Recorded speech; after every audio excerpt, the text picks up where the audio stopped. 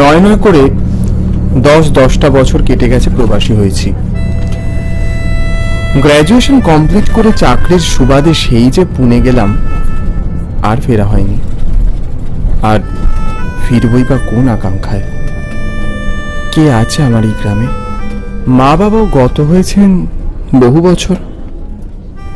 এই ticket ticket ticket ticket, এই যে দাদা ভাই, টিকিটটা করবেন।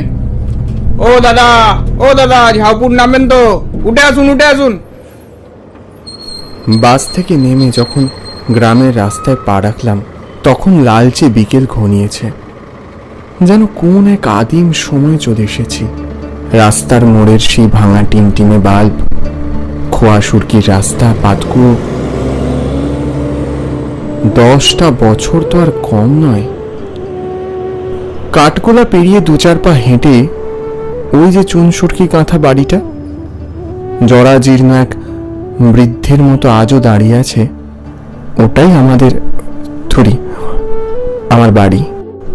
সামনের যে ছোট বাগানটা মা নিজের হাতে বানিয়েছিল।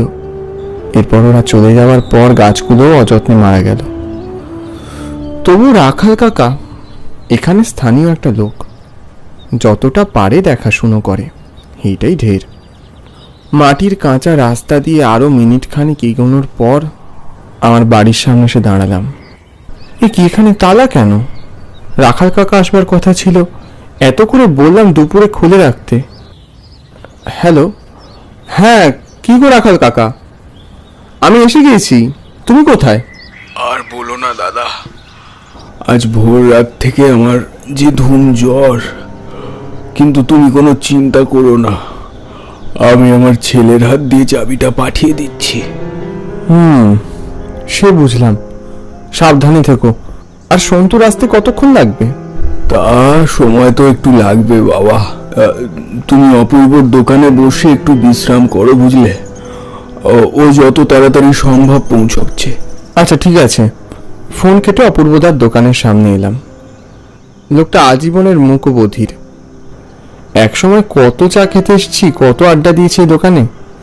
খানিক দূর থেকে দেখলাম আজও একই রকম আদলে দোকানটা রয়েছে। আমাকে একটা চা দিন না। নিশ্চয়ই অপূর্বদা আমায় চিনতে পারিনি, নইলে এতক্ষণ চিৎকার করে ঠিক গায়ের লোক মাথায় করতো।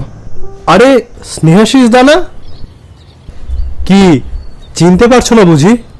না মানে, আরে আমি অতীন গো, তোমার জুনিয়র ছিলাম। স্কুলের ওই মাঠে তোমাদের সাথে কত ফুটবল